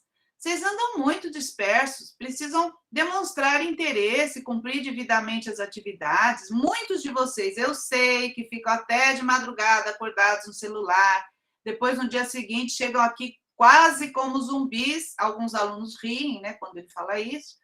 A competição aí fora é difícil, se querem ser alguém na vida, precisa acordar agora, comecem mudando a rotina, vocês precisam desenvolver hábitos de estudo, não adianta somente vir à escola, é preciso estudar, na vida lá fora haverá lugar para os médios, não haverá lugar, tá, gente? Não haverá lugar para os médios e muito menos para os fracos, por isso eu trouxe algumas dicas. Aí o coordenador liga o computador e começa a apresentar algumas dicas por meio da apresentação dos slides. Pode passar. Aí os slides são esses, ó, estudar pouco todos os dias tem muito mais eficácia do que estudar todo o conteúdo na véspera. Selecione os assuntos mais importantes que você sente mais dificuldade de aprendizado, separe um tempo para fazer uma pesquisa em sites, vídeos e livros. Aprendizado ativo é quando você se envolve com seus estudos. Se você lê um livro grifando, escrevendo, recitando parte do texto, significa que você está assimilando melhor as informações, você está aprendendo com eficácia. Sempre ao final de uma sessão de estudos, crie um questionário de perguntas, seja criativo, crie perguntas abertas também, de múltipla escolha. Quando você usa vários sentidos em seu estudo, você trabalha diferentes áreas do cérebro. Com isso, a memória armazena a informação com mais facilidade. Durante a sessão de estudo, saia da frente do computador, desligue o celular, fique em um local onde você terá pouca chance de ser perturbado. Estudar todos os dias faz com que seu cérebro se acostume ao constante processamento de informação. Um estudante ativo é aquele que se engaja de todas as maneiras com o conteúdo. Quando você estuda sem concentração ou fazendo várias atividades ao mesmo tempo, você não memoriza um conteúdo. Crie infográficos e imagens dos conteúdos que você está estudando. Para fixar uma informação em sua memória, é preciso que haja uma ligação com algo relevante de sua vida. Crie perguntas sobre as leituras. Criar perguntas sobre leituras deixa o seu aprendizado mais ativo e faz com que você aprenda e memorize melhor um assunto. Quando você cria suas próprias técnicas de estudo, você aprende em dobro. Opa, Lelê, a história se complica, né? O que vocês acham, pessoal, da atitude do coordenador? Agora vamos falar do coordenador. Ó, já tem aqui uma fala, acho que da Arminda. Ó, se fosse dada voz aos alunos, a professora precisa deixar claro o que temos para fazer, poderia disponibilizar imagens de vídeo e tal. Mas como é que vocês avaliam, gente, a queixa? A professora vai lá se queixar com o coordenador, aí o coordenador vai lá e tem essa conversa com os alunos e leva esses slides. Como é que vocês avaliam? Vocês acham que essa atitude vai resolver? Porque o problema é que os alunos não sabiam, segundo a professora, fazer um resumo. Vocês acham que essa atitude do coordenador vai ajudar? Pode falar, Natália. O coordenador precisava estar aqui no curso. Pois é. É verdade. Pode tirar um pouco o slide, Suzana? Pode falar. Eu estou. Eu acho que aí o que vale mesmo seria uma parceria, né? Porque todo o trabalho dos professores a gente acompanha mediante o planejamento que elas nos entregam. Então, quando os professores têm bem claros os objetivos que eles querem com aquela aula, quando eles desenvolvem o seu trabalho com clareza, até a nossa intervenção para com as crianças, ela também tem a clareza. Geralmente, eu chegaria na sala e falaria assim: boa tarde, crianças, tudo bem com vocês? Algum problema por aqui? Eu espero que as crianças me tragam as informações, né? E aí sim eu estaria introduzindo a questão levantada pela professora. Mas antes eu também estaria discutindo isso, porque as meninas que estão aí, né? Que as minhas professoras estão todas aqui hoje de manhã. Ah, que legal. Elas sabem que é assim que a gente faz. Elas vêm, elas trazem alguma situação, a gente conversa primeiro, a gente analisa, discute tudo primeiro. E se for o caso de eu estar indo fazer a intervenção, eu vou. Né? Mas antes disso, a gente faz todo um levantamento primeiro. Sim. Desculpa, como que é seu nome? Eu sou a Fran. Eu acho que a Fran falou uma coisa fundamental, que eu concordo, que eu acho que esse coordenador não fez, que é primeiro conversar com a professora. A primeira pergunta é: você já ensinou eles a fazerem resumo? Ou eles já aprenderam isso? Porque, em geral, fica aquela coisa: mas eles estão no 7º ano. Não, mas não importa se estão no 7º ano. Quando a gente vai dar uma atividade para os alunos, a gente antes tem que fazer levantamento dos conhecimentos prévios, gente. Se eles não sabem fazer resumo, está no kit dela. Não adianta eu cobrar uma coisa que eles não sabem, né? Então, acho que essa conversa que a Fran disse que tem que ter, né? Esse coordenador não dialoga com a professora, ele aceita e fala: pode deixar lá que eu resolvo. Aliás, é outro problema. Porque quando o coordenador fala: deixa que eu vou lá, aí dá a impressão para a professora que a ida do coordenador lá vai resolver. Aí o coordenador vai lá, conversa, sai, não resolve, e a gente fica frustrado. Porque fala: poxa, ela falou que vinha aqui para vir falar isso, para mostrar slide, eu mostro. Né? Aliás, tem os slides, depois a gente vai falar sobre isso. Tem os slides lá que eu acho, inclusive, muito equivocados. Né?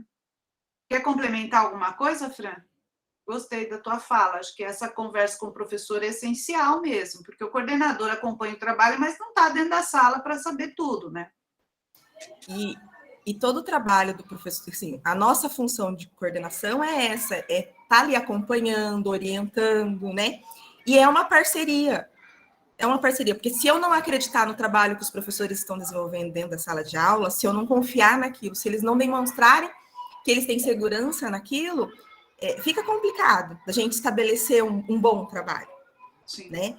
Eu dou a abertura para minhas professoras para elas desenvolverem o trabalho delas da melhor maneira possível. E elas sabem que se elas precisarem de mim, elas vão poder contar comigo. Sim. É parceria, né? Exatamente. A Vanessa escreveu aqui, ó, acho que ele deveria ter conversado com a professora antes de ir na sala de aula, exatamente, ele nem conversa, ele acolhe a queixa, e o problema não é a queixa, gente. Quando a gente ouve uma queixa, a gente tem que legitimar essa queixa. Para legitimar a queixa, tem que ter mais informações. Olha, mas eles sabem fazer resumo? Eles copiaram um parágrafo, pularam o outro. Talvez eles achem que isso é resumo, porque eles devem estar fazendo resumo assim já há um tempão e todo mundo está dando visto e dizendo que está certo. Não é? Então, ela colocou aqui, ó, deve entender primeiro o que faltou, depois como apresentar isso de forma que eles aprendam de verdade, fazer uma parceria com a professora. A Natália está brincando aqui, falando que a culpa é do 7º ano. Então, eu acho que o coordenador leva alguns slides, inclusive lá, que, assim, vamos pensar que um aluno, gente, que quer muito aprender, que vai seguir todas aquelas orientações, são comportamentais, né? Vai dormir mais cedo, leia bem, leia mais.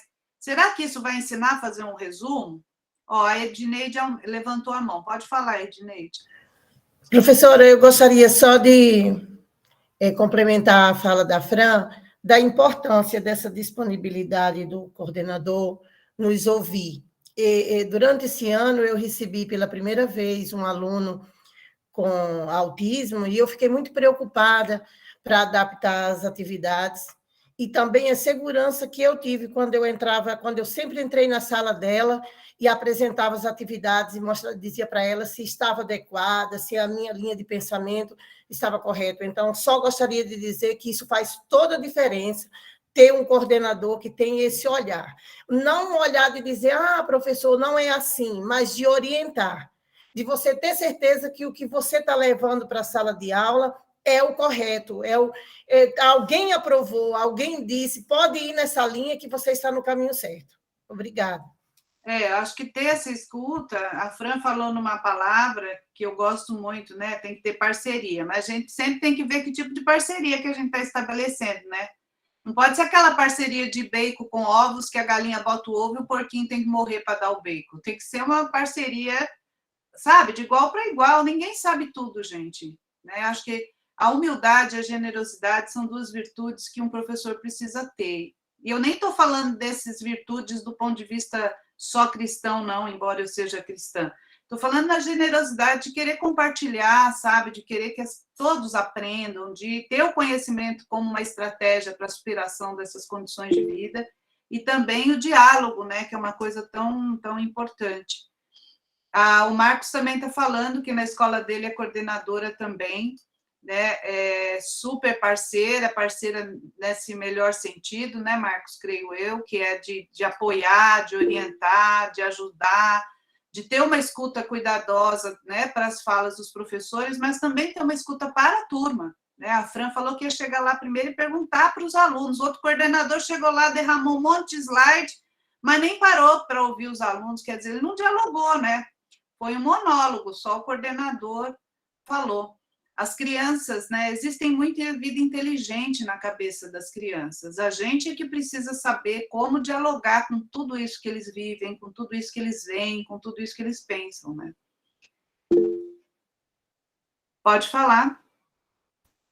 A minha colega aqui do meu lado, que é a Samantha, ela é da educação infantil, da etapa pré, ela sempre aqui nas nossas conversas na secretaria fala que o problema não é muitas vezes a aprendizagem, que é a ensinagem.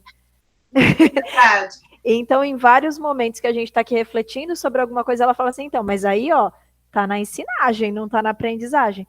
Porque esse aluno, né, em arte o que acontece? Muitas vezes o professor PEB1, ele chega pra gente e fala assim, essa criança não sabe usar a tesoura, ele já está no 4º ano e ele não entendeu. E aí ele vai para o 5º sem saber. Porque se eu não falar que a tesoura abre, aí o papel encaixa, aí você corta. Só que aí você tem que abrir de novo, ele vai empurrar. Né? Então é mais ou menos essa questão da reprodução do parágrafo. Porque se o professor não falou como que era o procedimento, o coordenador nem se atentou que era esse o problema, porque parece que ele foi muito mais... né? E não de estudo. E aí a gente vai falando, nossa, mas ele ainda não recorta no 4º ano, ele ainda não faz o resumo no 7º ano, e vai empurrando para frente. Sim. Essa fala é super pertinente. E o que a Samantha falou aí, eu assino embaixo, porque aí o aluno não consegue fazer um resumo, a professora fala, mas esse aluno tem algum problema de aprendizagem, gente. Está no 7º ano, sabe fazer um resumo? Né? E eu pergunto, acho que a gente também tem problema de ensinagem, né? Porque o aluno está no 7º ano, a gente ainda não ensinou como se faz um resumo. Então, gente, não é que essas orientações, esses slides que o coordenador mostra, são slides muito do comportamento que o aluno tem que ter em casa. Ah, ele tem que ir para um lugar arejado, limpo, iluminado, longe da internet. Tá, vamos supor que um aluno quer aprender, quer estudar, ele faz tudo isso. Ele vai para um cantinho na casa dele, leva o material, desliga a televisão, não tem nem celular. Se ninguém ensinou ele a estudar, por mais boa vontade que ele tem, ele não vai saber o que fazer, mesmo se ele ficar com todos os comportamentos que um estudante precisa ter, se ele não souber como grifa, como anota, como resume, como faz uma resenha, como faz um fichamento, se ele não tiver o conhecimento, ele pode ter a boa vontade que ele quiser. Lembra que acho que no encontro passado eu mostrei aquela tirinha do Chico Bento, né, pedindo para Deus ajudar na prova, né, e vai aquela mão fala estuda, mas se a gente não ensinou como estuda, o aluno não tem repertório. Né? Então, eu acho que é verdade, tem aluno que está desinteressado, é verdade, tem aluno que é disperso, é verdade, não estamos desqualificando o que o coordenador falou. Mas a questão central, que era se eles sabem ou não fazer resumo, não entrou na discussão. Não é? E acho que essa é uma questão importante da gente pensar também. Alguém quer comentar mais alguma coisa, pessoal? Então, eu vou pedir para a Suzana seguir com os slides, que aí tem uma outra sequência que eu vou pedir para a gente fazer o mesmo movimento, de analisar lá a proposta, para tentar ver o que é apresentado nesse segundo cenário, de diferente do primeiro, e como é que a gente avalia. E aí eu vou pedir para mais gente participar aí e dar a sua opinião, pessoal. Pode passar o slide. Então, vejam, né, aqui, por que grifar um texto? Isso a gente tem que discutir, olha, estão vendo um grifo desse? O que esse grifo mostra, né? Esse aluno sabe que grifar é importante, mas esse grifo mostra que esse aluno não sabe grifar, né? Acho que essa é uma questão importante. É um carnaval, né, Marcos? Porque quando o aluno for voltar nesse grifo, gente, o texto está tão poluído. Primeiro que se eu grifar de diferentes cores, eu tenho que ter uma legenda que me lembre depois quais foram os critérios para grifar uma parte de laranja, uma parte de verde, uma parte de azul. Aí eu tenho que acrescentar uma legenda. Mas mesmo que eu tenha criado uma legenda e categorizado as informações, não é possível que eu tenha que grifar o texto todo, gente. Porque quando eu voltar para ler esse texto, vai ficar mais poluído. Era melhor ler o texto sem grifo. Porque tem tanta poluição nesse grifo que não vai ajudar. Então, discutir com os alunos em que situação a gente grifa um texto e como, com que critérios. Tem que ter um objetivo de leitura específico para o grifo, senão a gente vai ver atividades dessa maneira aí. Olha. Pode passar, Suzana.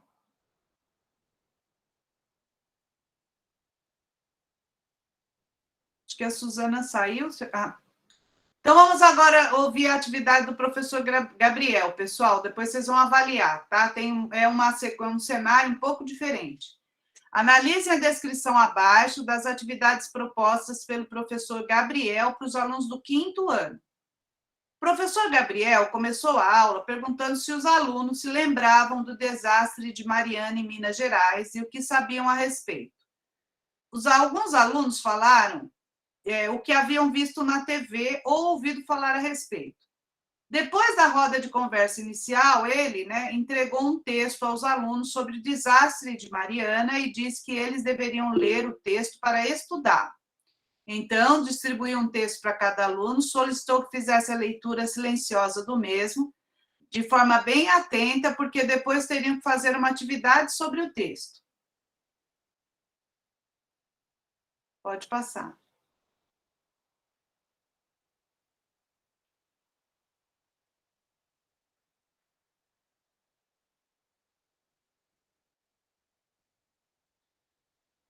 Então, o texto é esse: meio ambiente, entendo o acidente de Mariana e suas consequências para o meio ambiente. Foi um texto publicado por Portal Brasil em 23/12/2015. Na tarde do dia 5 de novembro, o rompimento da barragem do Fundão, localizada na cidade histórica de Mariana, em Minas Gerais, foi responsável pelo lançamento no meio ambiente de 34 milhões de metros cúbicos de lama, resultantes da produção de minério de ferro pela mineradora São Marco, empresa controlada pela Vale e pela britânica BHP Billiton.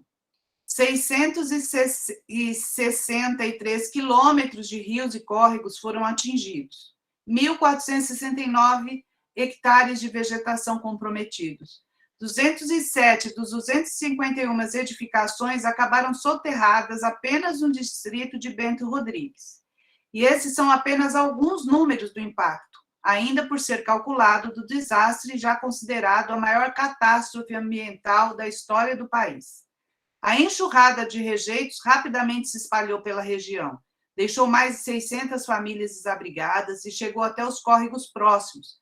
Até o momento foram confirmadas as mortes de 17 pessoas. Em questão de horas, a lama chegou ao Rio Doce, cuja bacia é a maior da região sudeste do país. A área total de 86.646 quilômetros quadrados é equivalente a 2 vezes o estado do Rio de Janeiro. Pode passar.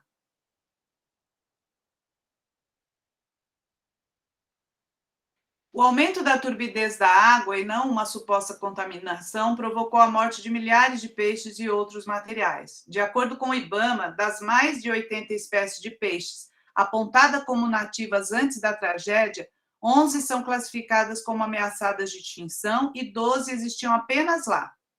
O fornecimento de água para os moradores das cidades abastecidas pelos rios da região, como o Governador Valadares, em Minas Gerais, teve que ser temporariamente interrompido, sendo retomado 2 dias depois, quando os laudos de órgãos técnicos do governo descartaram a contaminação da água por materiais tóxicos.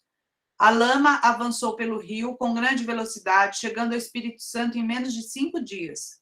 No dia 21, alcançou o mar em Linhares. Blocos de contenção foram posicionados na foz do rio para controlar o impacto ambiental da chegada da lama ao mar. Um laudo técnico parcial, divulgado pelo IBAMA no início de dezembro, aponta para a gravidade sem precedentes do desastre. O nível de impacto foi tão profundo e perverso ao longo de diversos estratos ecológicos que é impossível estimar um prazo de retorno da fauna ao local, visando o reequilíbrio das espécies da bacia, diz o documentário. O trabalho de ajuda às famílias começou logo após o acidente, assim como as ações emergenciais de preservação da fauna e da flora locais. O desafio agora é reconstruir o que foi danificado, garantir alternativas de subsistência a quem perdeu seus meios de trabalho, responsabilizar os culpados pelo desastre e recuperar o Rio Doce. Importa para nós transformar novamente o Rio Doce naquilo que ele foi outrora, um local com margens reflorestadas, com nascentes preservadas, recuperando inteiramente o rio. Este é um projeto que não se esgota no curto prazo, mas que se estende até que o rio seja, de fato, aquele rio que nós herdamos dos nossos ancestrais, diz a presidente na época, né, Dilma Rousseff. Pode passar.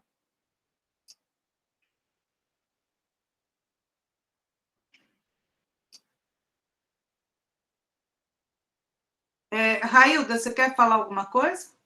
Antes da gente continuar? Apareceu que você levantou a mão. Foi descuido? Não, desculpa, foi sem querer. Tá bom.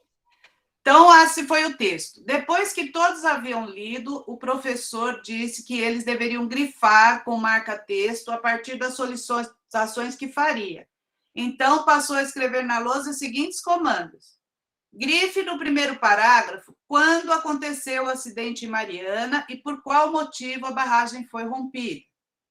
No segundo parágrafo, grife alguns dos impactos do rompimento da barragem que demonstram a gravidade desse desastre. 3. Grife no terceiro parágrafo quais foram os primeiros impactos para a população local. 4. Localize e grife no texto em quantos dias a lama chegou ao Espírito Santo. No quinto, no texto há um trecho que cita o laudo técnico parcial divulgado pelo IBAMA, que aponta a gravidade desse acidente. Grife o que diz este laudo. 6. Grife no texto quais desafios que surgem após o incidente.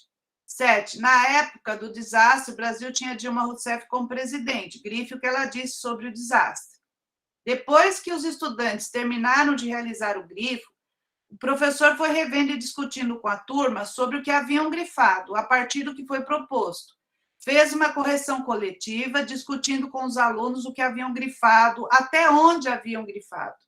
Terminada essa parte da atividade, o professor disse que agora eles deveriam produzir um resumo sobre a notícia lida e grifada, e que o resumo deveria conter as partes mais importantes do texto, com a finalidade de resumir a notícia, garantindo as partes mais importantes do parágrafo por parágrafo. Quando os alunos terminaram os resumos, o professor disse que esses resumos seriam lidos pelos alunos do 5º ano, que também mandariam para eles os resumos que fizeram do texto, e recolheu os resumos. Depois, a professora passou uma reportagem sobre como estava a região do desastre um ano depois. Pode tirar a apresentação. O que vocês acham, pessoal, quando a gente observa a forma como esse professor trabalhou o grifo, né, e depois propôs o resumo? O que vocês poderiam comentar aí que vocês acharam de interessante, de bacana, ou alguma coisa que ele poderia ter feito de uma outra forma?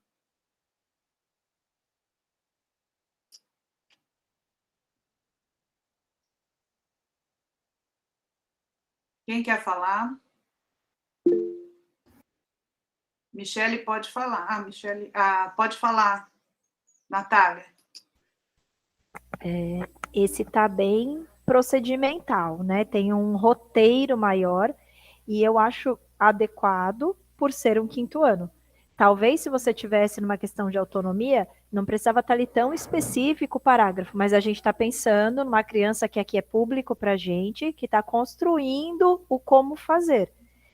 Então, embora a princípio, quando eu comecei aqui a ouvir o texto, eu achei o texto um pouco denso nos dados, mas também seja essa proposta, é aquilo, né? Quando a gente avalia um pedaço, a gente nunca sabe como isso está inserido dentro do conhecimento daqueles alunos, mas parece uma proposta, assim, bem superior à anterior, não em bom ou em ruim, mas de fornecer subsídio para o aluno conseguir desenvolver e chegar aonde o professor deseja, né? Onde que está o planejamento, que vai lá na fala da Fran, onde fala, a gente está com o objetivo claro do grifo, ou de qualquer outro procedimento de estudo.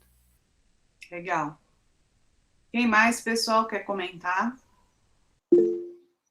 A Michele põe aqui, olha, penso que a ideia é ensinar como fazer um resumo e a proposta é válida. Ele começa orientando bem os grifos, né? Ele vai ajudando os alunos a refinarem. E o que é legal dessa comanda é que os alunos leem. Ele não lê, ele pede para os alunos lerem, e eu acho bacana quando ele diz, vamos ler o texto para estudar. Porque ler é diferente de estudar.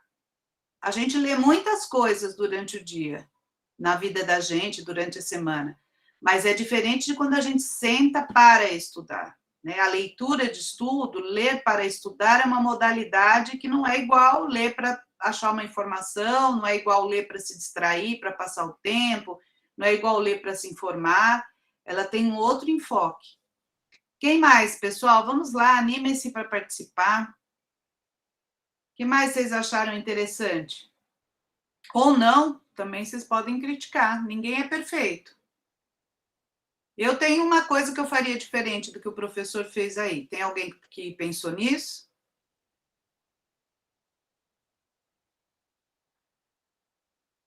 Vou falar uma coisa que eu acho que eu faria diferente. Ele pede o resumo, orienta, fala para fazer o resumo, olhando para as principais informações que eles grifaram, acho isso legal. Só que eu diria antes para os alunos que esse resumo vai para os alunos da outra sala. Porque quando o aluno sabe que a atividade que ele vai fazer vai circular socialmente, ele teria que garantir um momento para revisão desse resumo. Né? A gente escreve e depois a gente revisa. Porque, no primeiro momento, eu estou preocupada em organizar o resumo. Eu tenho que fazer uma outra leitura para realmente revisar, não só a ortografia, revisar a paragrafação, ver se está tendo coerência de um parágrafo com outro, ver se eu foquei, se tem alguma informação que era importante, que eu deixei de fora, se tem alguma informação periférica que ficou incluída e não precisava. Então, acho que para o texto circular socialmente, quando o aluno souber que a outra turma vai ler, tem muito aluno que fala, deixa eu passar limpo então, Pro, né? Porque a gente quer mostrar a nossa melhor versão. Então, uma coisa que o professor não fez e que eu faria, talvez, seria, olha, pessoal, agora que a gente terminou, vamos revisar os nossos resumos, porque nossos resumos vão para outra turma e nós vamos ler o deles. Então, vamos deixar o texto com uma letra bem legível, vamos caprichar, vamos ver se precisa ajustar alguma coisa de parágrafo, de ortografia, se o texto, se o resumo está coerente, se não está faltando informação, e fazer isso junto com a turma, eu acho que também seria um movimento legal. Não sei se vocês concordam.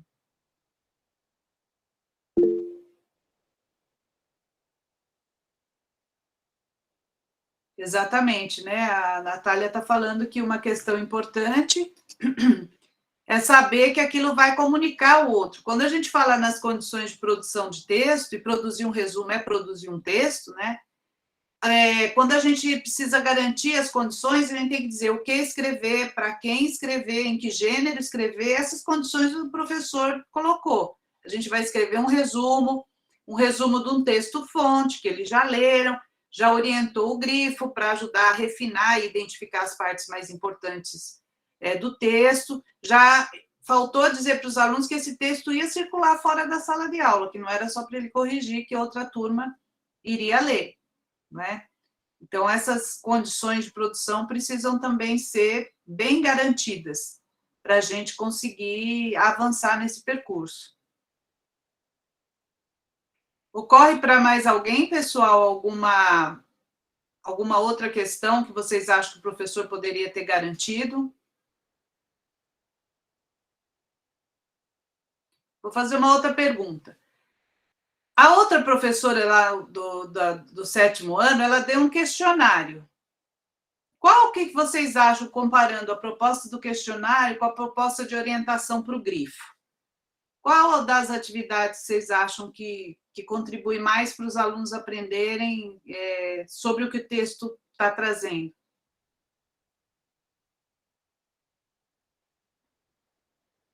Vou falar de novo. Vamos lá, Natália, o pessoal hoje está quietinho. Soninho. É pós-feriado. Eu acredito que, embora as estratégias sejam diferentes, a segunda proposta, ela coloca o aluno na questão da reflexão. O questionário, ele traz muito o recorte. Você pega um dado e você tem a capacidade de selecionar um dado. Não necessariamente você teve uma reflexão sobre aquilo. A segunda proposta, você tem que ter um tratamento daquela informação. Mesmo que está todo direcionado, existe essa necessidade do pensar. O questionário, quase sempre, claro que depende do nível da pergunta, de como você... Mas se for o que está onde, o que está acontecendo, e você só reproduzir palavra por palavra, mobiliza muito pouco, né, da reflexão. Essa é uma questão, pessoal, que eu acho importante. Né? O questionário, da forma como a professora do 7º ano colocou, eu também achei uma atividade pouco exigente. A Bruna está dizendo aqui, o que o segundo professor orientou facilita a interpretação e atinge a proposta que o professor queria. Bruna, eu concordo com você, porque, vejam, ao mesmo tempo que o professor está ensinando de maneira mais sistematizada como é que os alunos fazem o grifo em função do objetivo de leitura, o professor também está ajudando esses alunos a entenderem o texto. Então, tem uma queixa que, às vezes, os professores, como começam a ouvir falar, né, de curso de orientação de estudo, podem pensar assim, a Suzana, as meninas lá da secretaria, eu já tenho tanta coisa para ensinar, agora eu também tenho que ensinar a estudar. Tem gente que, às vezes, pensa assim, né? Só que a orientação de estudo, ela não vai tomar espaço dos outros conteúdos, dos outros objetos de conhecimento. Porque para ensinar a grifar, para ensinar a resumir, para ensinar a anotar, eu obrigatoriamente tenho que ter algum conteúdo que eu esteja ensinando, alguma coisa, como eles não vão grifar nada. Eu não vou dar um texto sobre o que é o grifo.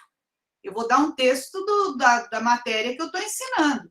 E vou aproveitar, em vez de eu fazer um questionário, em vez de eu dar uma outra atividade, como a gente às vezes está acostumado, a gente usa o procedimento de estudo, mas também tenho preocupação de fazer uma intervenção didática que ajude os alunos a grifar, né? Os alunos depois vão poder um dia decidir, eu prefiro anotar, não, eu prefiro fazer esquema, eu prefiro fazer resumo. Para ele poder dizer o que ele prefere, ele precisa primeiro aprender muito bem quais são os procedimentos de estudo para escolher aquele que ele prefere. Porque a gente não pode escolher uma coisa que a gente não conhece, gente. Às vezes o aluno fala, eu gosto de grifar, porque às vezes grifo é o único procedimento que ele conhece. Então, acho que é muito importante que a gente comece a planejar, olhar para a nossa turma. Veja, um grifo. Eu posso dar uma atividade de grifo para uma turma que está aprendendo a ler e escrever no primeiro ano. Quando eu trabalho lá parlenda, estou trabalhando a parlenda, lá em cima do piano tem um copo de veneno, quem bebeu morreu, o culpado não fui eu. Aí eu falo com os alunos, está escrito piano aí? Como eles têm já a parlenda de memória, eles sabem que piano está. Então, vamos grifar onde está escrito piano. Mesmo os alunos que ainda estão, né, não alcançaram a base alfabética, ele vai pensar, começou aqui, terminou aqui, com que letra começa, com que letra termina, e a gente vai fazer todas as intervenções para ele refletir sobre o sistema. Mas o grifo pode aparecer. A gente também pode ler uma história, fazer um comentário, as crianças fazem um comentário, uma anotação, o professor vai lá como escriba e anota. Em geral, eu sugiro que o planejamento, que os procedimentos de estudo entrem no planejamento de maneira mais sistemática para ser ensinado a partir do terceiro ano, mas nada impede que seja ensinado no segundo, não é? A gente fala assim, as crianças têm dificuldade de resumir. Não tem, não. Elas assistem um filme, vêm e contam para a gente. Pro, eu fui no cinema. Como é que foi o filme? Tinha isso, tinha aquilo. Eles resumem. Eles sintetizam ideia. Eles veem uma briga no pátio, vêm e contam para a gente. Isso é síntese, gente. Eles têm uma capacidade de sintetizar enorme, né? Para o bem e para o mal. Então, eles já fazem isso oralmente.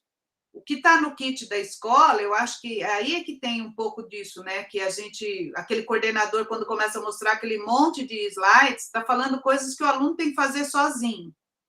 Essas orientações não são do mal, pode orientar. Só que a escola não tem que ficar orientando só o que o aluno tem que fazer em casa quando ele não tem ninguém para apoiar. A escola tem que fazer o que está no nosso kit, o que depende da gente. E o que só a escola vai fazer, gente. Ninguém vai ensinar esses alunos a resumirem.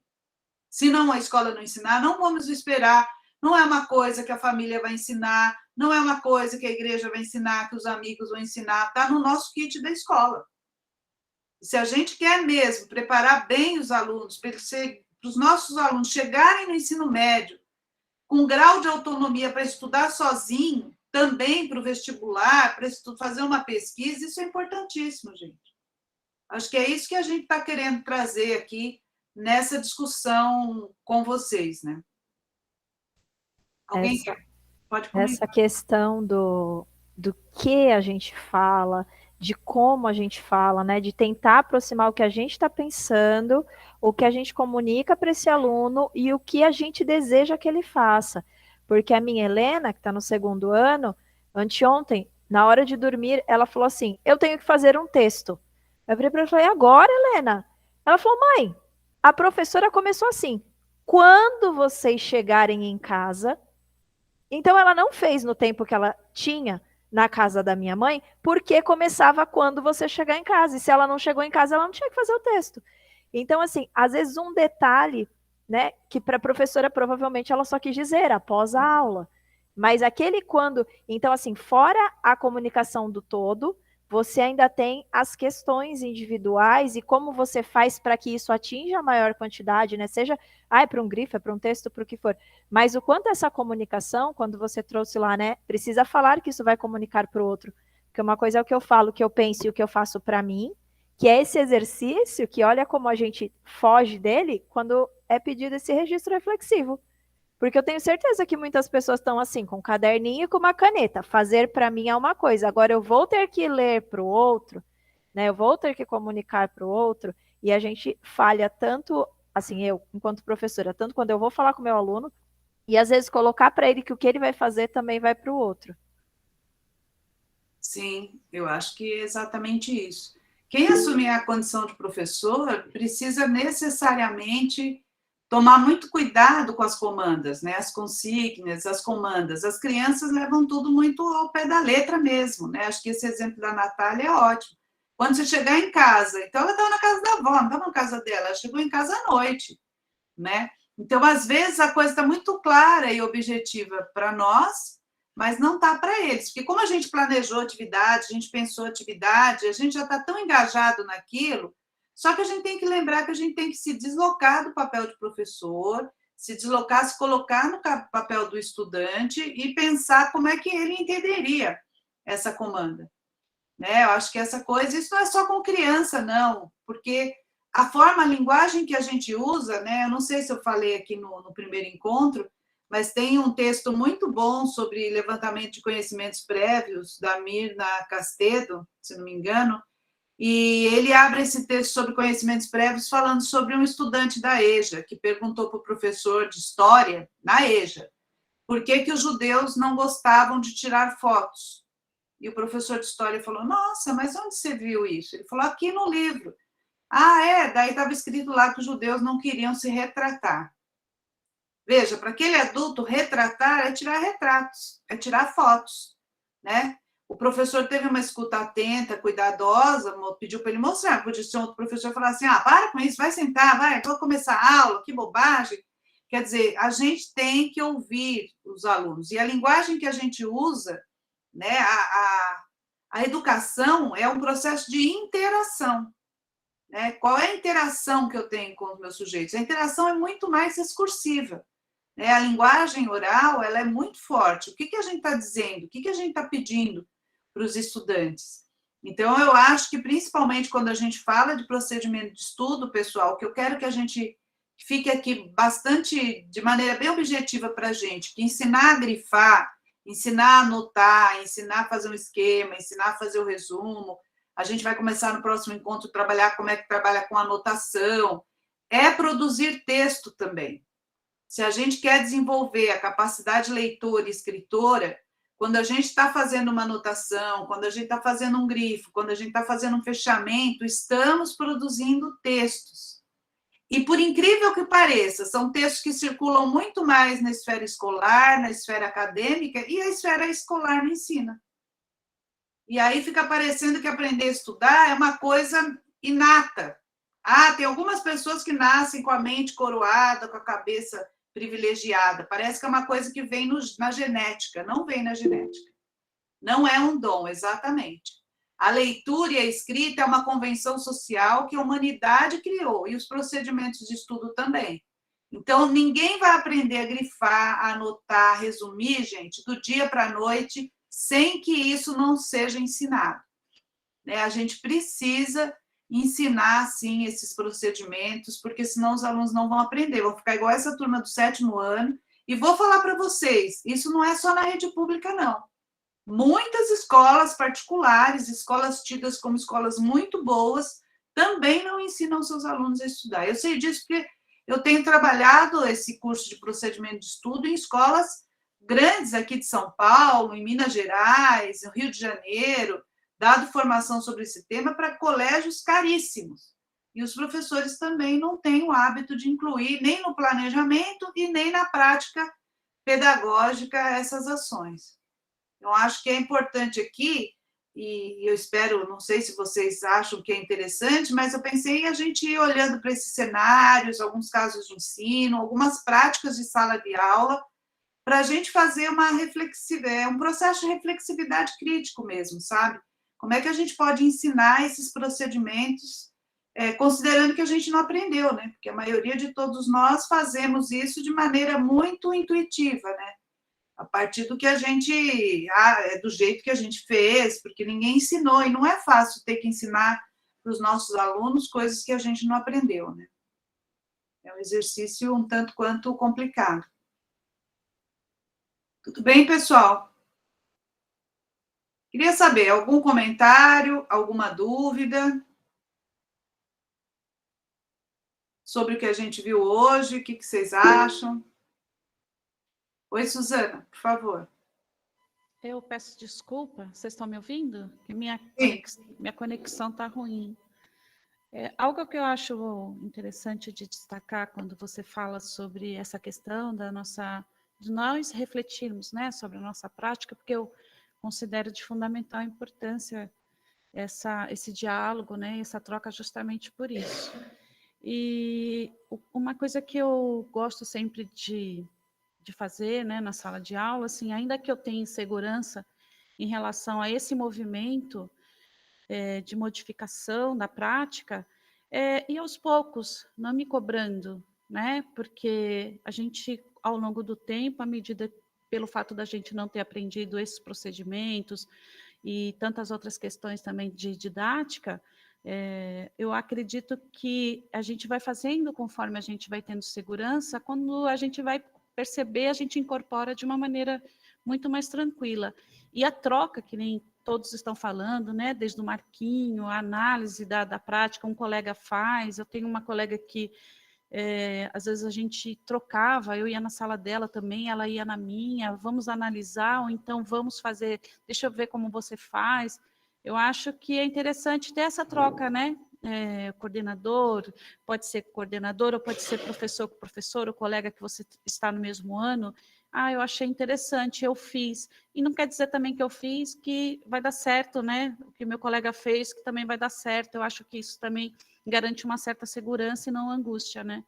Mas eu considero de fundamental importância porque quando eu aprendi, né, a realmente utilizar esses procedimentos de estudo, você percebe o quanto as crianças avançam na leitura e inclusive na produção de texto, né? Não só em resumo ou textos como esse, mas produções mesmo, né? As produções deles vão ficando mais elaboradas.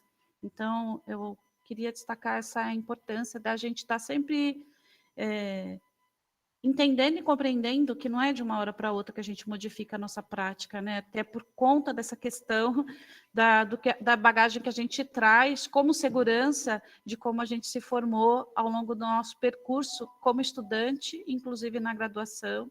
Por isso a importância dessa formação continuada e estar trocando com os pares. Acho muito importante isso que você falou, assina embaixo, Suzana. E pegando um gancho nisso que você falou, é isso, ninguém vai dormir sem saber fazer e acordar sabendo. Eu acho que o projeto envolve isso, da gente trabalhar coletivamente, experimentando e compartilhando as experiências. A Jaqueline colocou aqui, né, ler e escrever, estamos trabalhando bastante, né, a questão do resumo. O ler e escrever tem, sim, algumas sequências lá de orientação de estudo. A parceria também ajuda a gente a ser melhor, né? Quando a gente tem mais colegas se debruçando sobre as mesmas coisas que nós, isso também é bastante importante. A Vanessa colocou aqui, gostei bastante do encontro de hoje, vou colocar em prática, conversar com meus colegas para encontrar a melhor forma de aplicação na sala de aula. Então, acho que a principal ideia hoje, gente, que eu acho que ficaria aqui, já que a gente vamos fazer uma síntese aqui das nossas ideias principais, seria a gente pensar que, quando a gente vai trabalhar com grifo, a gente precisa orientar o objetivo de leitura, refinar o olhar do aluno, não é dar uma comanda, grife o que é mais importante. Pode até fazer isso, se quiser fazer. Agora, se o aluno não tem como, ele corre o risco de ele pegar e passar uma brocha no texto inteiro, porque ele achou tudo importante. Então, o ideal é vocês terem clareza de qual é o objetivo de leitura e usar esse objetivo de leitura, quer dizer, o que vocês querem que os alunos aprendam? Já que eles vão ler para estudar, é para aprender o quê? Então, é o foco nessa aprendizagem que vocês querem destacar, que serve para ajudar a orientar o grifo, como fez o professor da segunda atividade que a gente viu.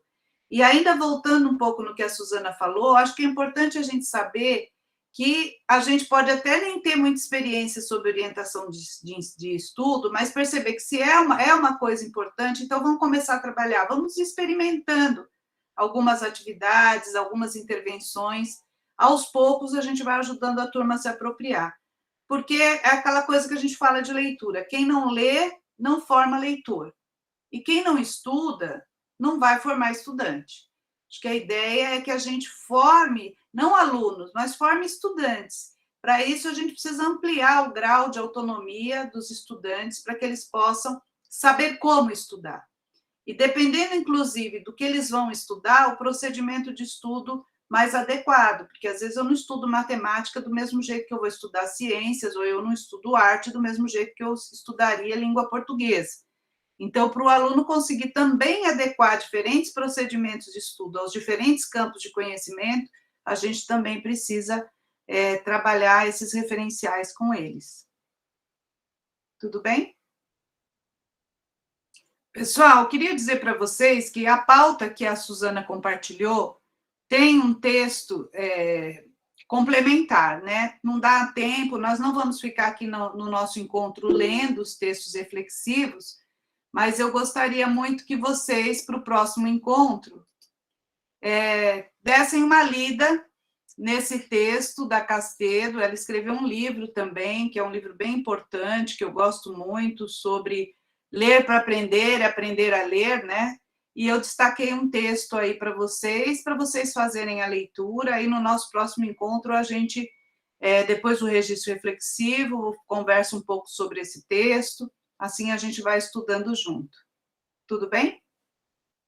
Olha, as meninas pediram aqui, não se esqueçam, por favor, de preencher a lista de presença, isso é muito importante, né? Anotem aí os nomes de vocês na lista. E até o próximo encontro. Alguém quer dizer alguma coisa? Fazer algum comentário? Se gostou do encontro? Se sentiu falta de alguma coisa?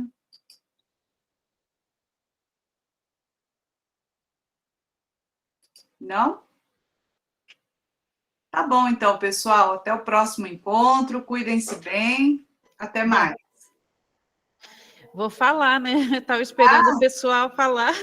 O pessoal está quieto hoje aqui, acho que é o retorno. Mas o pessoal está falando, muito enriquecedor novamente, com certeza contribuiu muito, vem de encontro ali bem naquilo que a gente necessita, reflete, troca, e essa parceria, né, esse respeito um pelo outro, é que é fundamental. Obrigada, Valquíria, obrigada mesmo por essa manhã. Obrigada, meninas. Cuidem-se bem, até a próxima, viu? Até. Tchau. Tchau.